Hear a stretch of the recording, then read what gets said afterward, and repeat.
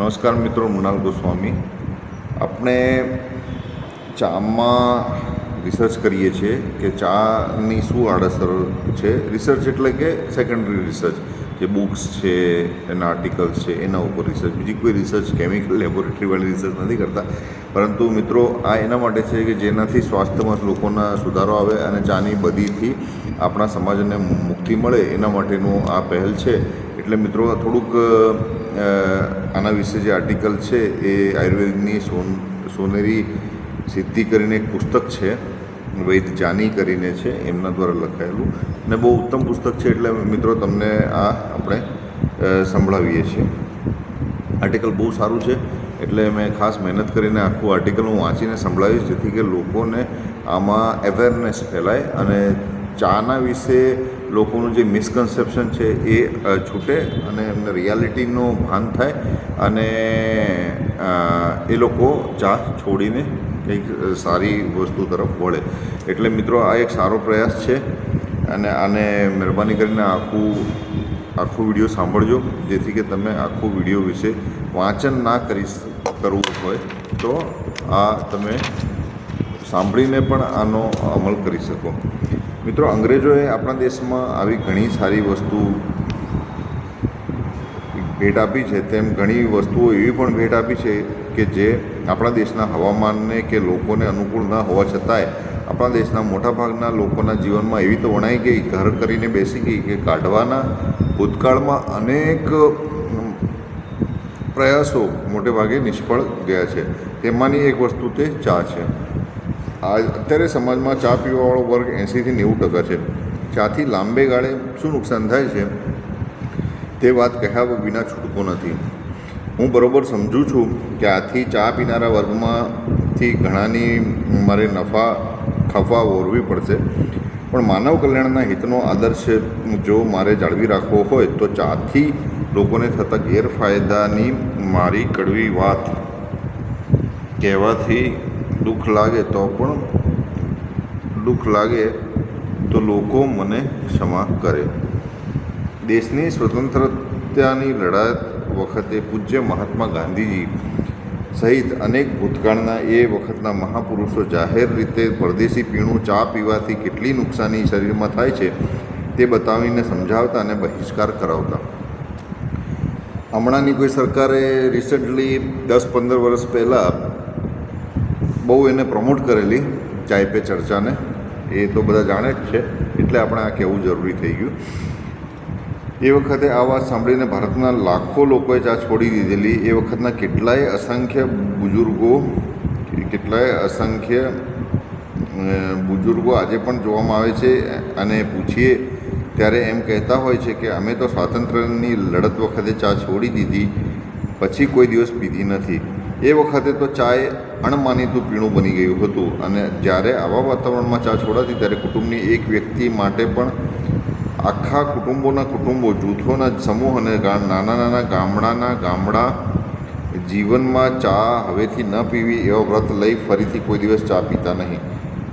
આ જમાનાની ઘણી મનોબળની નબળી વ્યક્તિઓ વ્યસન છોડવાનું પાણી મૂક્યા પછી કોઈને કોઈ બહાને વ્યસન ફરી શરૂ કરી દેતી હોય છે. આ યુગના માણસોના મનોબળ પણ કેટલા તકલાદી બની ગયા છે. વાત સાચી છે. ચા એ આપણા દેશની ઉપજ નથી. ચા પીણાનો નિર્દેશ અગાઉ ક્યાંય મળતો નથી. અંગ્રેજો આવ્યા પછી જ આ પીણાએ આપણા દેશમાં પગ માંડ્યો. એ વખતના અમારા જમાનાની બાળપોથીને યાદ કરું છું ત્યારે બાળપોથીના પહેલા પાઠમાંની પહેલી જ લીટી, બા ચા પાથી શિક્ષણના પાયામાં જ ભારતની ખુમારીને અંગ્રેજોએ લૂણો લગાડી દીધો. સ્વાતંત્ર્યની લડત વખતે ચાને આપણા દેશમાંથી કાઢવા સ્વાતંત્ર્ય વીરોએ અને બાપુએ ઘણી મહેનત કરી.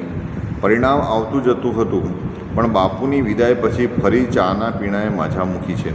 અને આ ચા શહેરમાં તો ઠીક, પણ ગામડે ધોધ મોઢે પીવાની શરૂ થઈ ગઈ.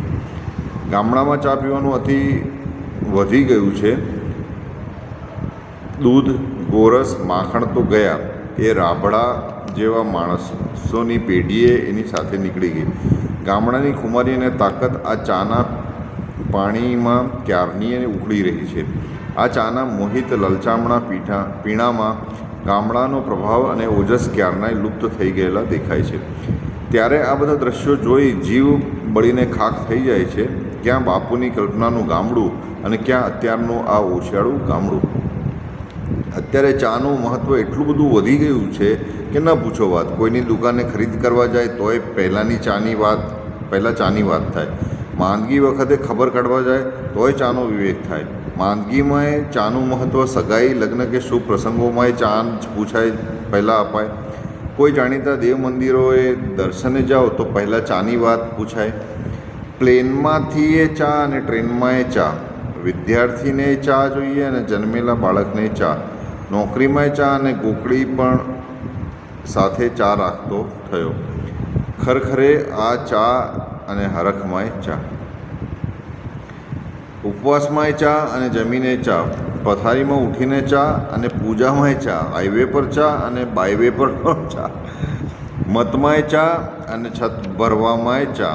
હવા ખાવાના સ્થળે ચા અને દવા ખાવામાંય ચા. મિત્રોમાંય ચા, સમાધાને ચા અને મધ્યાહને પણ ચા. આ ચાએ જીવનની અને વ્યવહારની એક ચીજમાં એવું તો કોન્ક્રીટ જેવું સ્થાન પ્રાપ્ત કરી લીધું છે કે અત્યારે જગતની કોઈ તાકાત તેને ત્યાંથી ખસેડી શકે તેમ નથી. એનાથી શો ફાયદો થાય છે કે નુકસાન તેનું ગણિત માંડવાની કોઈને ફુરસત નથી. પણ ચા પીવાથી ક્ષણિક ટેસ આવતો હોય તો પણ શા માટે ન પીવી? આવી હકીકત ઉપરાંત કોઈ ફેશન ખાતર તો કોઈ વ્યસન ખાતર, કોઈ વિવેક ખાતર તો કોઈ વ્યવહાર ખાતર, કોઈને કોઈ કારણસર દિવસમાં 1-2 વાર તો કોઈ 4-5 વખત, અરે દિવસમાં ઘણાને તો રકાબી ભરીને દિવસમાં 15-20 વખત પીતા હું જોતો હોઉં છું. આવી અકુદરતી સ્ફૂર્તિ મેળવવા ઘણા લોકો દિવસ ઉગતાથી રાત્રે ઊંઘતા સુધી ચા પીવા માટે વારંવાર લાંઘતા હોય છે અને અડધો કલાક કે કલાકે ચાનો લાકડા છાપ આ ધગધગતો રગડો કોમળ પેટમાં પધરાવ્યા કરતા હોય છે. ચાનો હું દુશ્મન નથી, ચા મને વ્યક્તિગત વાંધો પણ નથી, પણ અત્યારે ભારતના અજ્ઞાન કરોડો માણસો એવા છે કે જેમનું જીવન અને સ્ફૂર્તિ ચામાંથી આર્ટિફિશિયલ ચેતન મેળવીને ચાલતા હોય છે.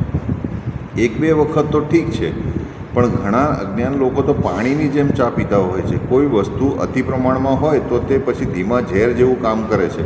અતિ ઘી, ખાંડ, મીઠું, મરચું કે કોઈ એવા પદાર્થો મર્યાદા વટીને ખાઓ તો એ ધીમું ઝેર બનીને શરીરને જફા પહોંચાડ્યા વિના રહેતું નથી. એ જફા શરીરમાં છાની રીતે ઘર કરી બેસી જાય છે અને પછી તેમાંથી ગુણાકાર કરીને ઘણી વખત રોગ રૂપે પ્રગટ થાય છે. અતિ ચા, અને તે પણ લાંબા સમય સુધી તમારા શરીરમાં જાય તો ચામાં રહેલું ટેનિન તમારા કોમળ અવયવોને નુકસાન કરતું હોય છે.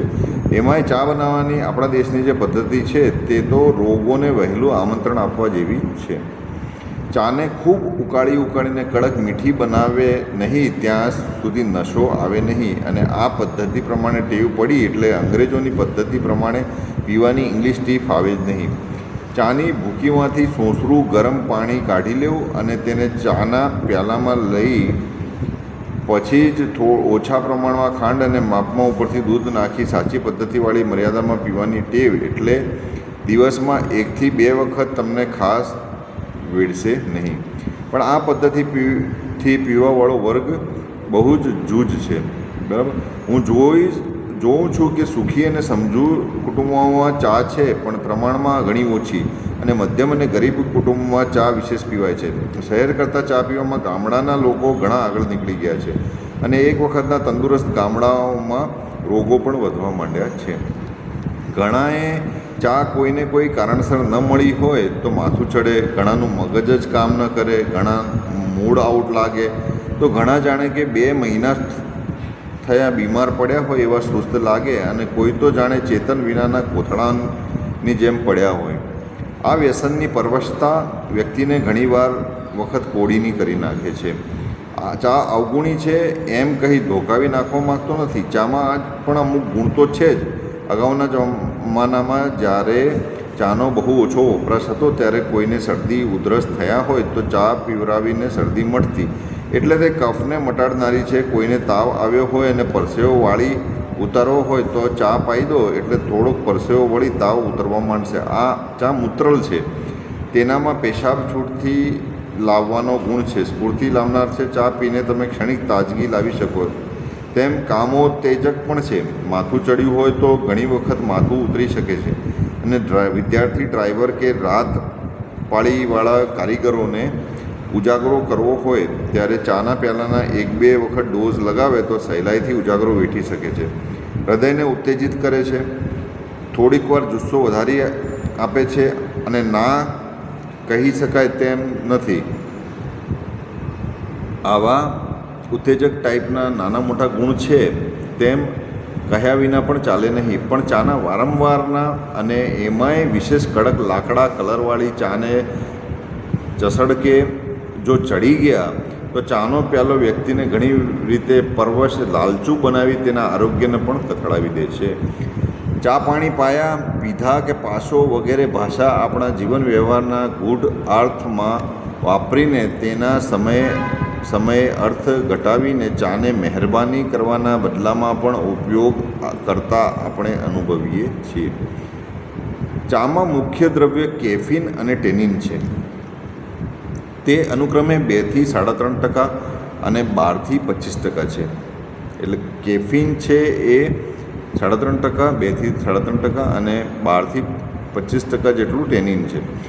બીજા પણ જુદા જુદા એસિડ અને દ્રવ્યો છે, પણ જેનાથી શરીરને નુકસાન થાય છે તે આ મુખ્ય 2 દ્રવ્યો છે. ઘણાએ અનુભવ્યું હશે અને ઘણાની વાતો ઉપરથી આપણે જાણી શકીએ છીએ કે ચા પીવાથી અનિદ્રાનો રોગ લાગુ પડે છે. એટલું જ નહીં, પરંતુ અતિસેવન કરવાથી લાંબા સમયે શરીરમાં ફિકાશ, સ્નાયુઓમાં શિથિલતા, પાચન શક્તિના અવયવો મંદ પડી, પાચન તંત્રમાં બગાડો પણ કરે છે, જે બેઝિક છે આપણું. કાયમ કબજિયાતનો રોગ ઉત્પન્ન થાય છે અને જુલાબ લેવા માટે અવનવી ફાંકીઓ કે ગોળીઓના ઉપયોગ છતાં કબજિયાત થાળે પડતું નથી. સાંજ પછીથી ચા જાગરણ કરવાનું કામ કરે છે. ખૂબ ઉકાળેલી ચા લાંબો વખત અને અતિ પ્રમાણમાં પીવાથી તો ધીમા ઝેર જેવું કામ કરે છે અને તેનાથી જ્ઞાનતંતુઓ નબળા પડી યાદશક્તિ ઘટાડે છે. ધીમે ધીમે પેશાબના અવયવો ખરાબ કરી કિડની, બ્લેડર અને તેની નળીઓ નબળી પડતી જાય છે. વીર્યને પાતળું બનાવી તેમાં રહેલા કીટાણુ એટલે કે સ્પર્મના જથ્થાને અવરોધી નુકસાન કરે છે. એથી આગળ વધીને કહીએ તો હૃદયની ગતિને ખોટી રીતે ઝડપી બનાવે છે અને કોઈ વખત તો લોહીના દબાણનું કારણ ચાનું અતિ વ્યસન નીકળતું જણાય છે. ચાનો વ્યસની ઓછી સહનશીલતાવાળો બની વારંવાર ક્રોધી બની જતો હોય છે. અતિ ચાના વ્યસનીનું ભાગ્યે જ વજન વધે છે. તેનું વજન વધારતું તત્વ ચાના નકામા તત્વો ખાઈ જાય છે. ઉપરાંત ચાના વ્યસનીને ગેસ એટલે કે ઉદર્વ વાયુની ફરિયાદ વધી જઈ વારંવાર છાતીમાં દુખાવાના હુમલા થયા કરતા હોય છે. જે પુરુષના વીર્યના સ્પર્મ એટલે કે કીટાણુઓ ઓછા હોય અને આ કારણથી બાળક થવામાં ઢીલ થતી હોય તેઓએ ચા બહુ જ ઓછા પ્રમાણમાં માઇલ્ડ પીવી જોઈએ અને કાં તો છોડી દઈ દૂધ પીવાની શરૂઆત કરી દેવી જોઈએ. જે બહેનોને અતિ માસિકની ફરિયાદ રહેતી હોય, લોહીવાનું દર્દ હોય, ગર્ભાશયનો રતવા હોય, વારંવાર કસુવાવડ થતી હોય, સફેદ પાણી પડતા હોય કે કોઈ જાતના ગર્ભાશયના રોગથી પીડાતી હોય તેવી બહેનોએ બને ત્યાં સુધી ચા પીવી જોઈએ નહીં અથવા એકાદ વખત માઇલ્ડ પીવાની રાખવી. બને ત્યાં સુધી દૂધ પીવામાં આવે તો રોગમાં ફાયદો થશે. વધારે ચા પીવાથી ઘણી વખત ચામડીનો રોગ થાય છે કે ચામડી કાળી પડવા માંડે છે. કોઈ વખતે વધારે પડતી ચાથી ડાયાબિટીસનો ઉપદ્રવ થતો જોવામાં આવે છે. એટલે ઘણા તમે ચાના જે વેપારીઓ હોય છે કે ચા વેચવાવાળા બહુ જ કાળા મહેસ હોય છે, એનું કારણ વધુ પડતું એ પોતે ચા પીતા હોય છે, એના વ્યસની હોય છે અને એનાથી એમની ચામડી કાળી પડી ગયેલી હોય છે. બરાબર છે. કોરા પેટે કે નરણા ધગધગતી ચા વિશેષ નુકસાન કરશે. સાથે નાસ્તો જરૂરી છે. નરણા પેટે ચા પીવી એટલે તમારો જઠરાગ્નિ એટલે કે ભૂખ મંદ પડી જાય છે. આવું જો કાયમ બને તો તમારું પાચનતંત્ર ઠેકાણે થઈ જાય છે. મહેરબાની કરીને દુબળા બાળકોને ચાના રવાડે ચડાવશો નહીં. ચા તેના શરીર અને મગજનો કોઈ વખત વિકાસ રૂંધે છે. એટલું જ નહીં પરંતુ શરીર હૃષ્ટપુષ્ટ થતું ઘણી વખત અવરોધે છે. પણ ઘરમાં મા બાપ ચા પીતા હોય તો પોથી માયેલા રીંગણા જેવું બનશે, કારણ કે ઘણી ટેવો બાળકોમાં લગભગ મા બાપ અને કુટુંબમાંથી ઉતરે છે. ચા વિશે ઘણું કહી શકાય એમ છે. ટૂંકમાં જરૂરી મુદ્દા રજૂ કર્યા છે. તમે કહેશો કે ચાની જગ્યાએ આપણા આયુર્વેદિક નિર્દોષ ફાયદાકારક પીણું બતાવશો તો તે આ રહ્યું. તુલસી તોલા 5 નંગ, સૂકા ગુલાબના ફૂલની પાંદડી તોલા 10, ચંદનનો વેર તોલા 5, એલચી તોલા 2.5, ધાણા તોલા 2.5, વરિયાળી તોલા 2.5 અને સૂંઠ મરી, પીપર, પીપરમૂળના ગંઠોડા, લવિંગ, જીરું, સુવા, નાગરવેલના સૂકા પાન, જાવંત્રી, રામાવલી, તજ બધું 1 તોલો લઈ જાડો પાવડર બનાવી શીશી ભરી રાખવી અને પાવડર ચાના બદલે વાપરવો. ચાનું જેઓને હરેડ બંધાણ હશે તે તો છૂટી જશે અને બીજા પાચનતંત્ર, મંદાગ્નિ, કાયમની શરદી, ગેસ, ઝાડા, મરડો, કફ વગેરે અનેક રોગોને ફાયદો કરી તમે કાયમ તાજગી અનુભવશો. વારંવાર અતિ કડક છાના રોગ લાવે છે અને અકાળે તંદુરસ્તીને ભાંગી નાખી કિંમતી આયુષ્ય ઉપર કાપ મુકાતો હોય છે. માટે ચાનું ઘેલું ખોટું છે. જય શ્રી કૃષ્ણ.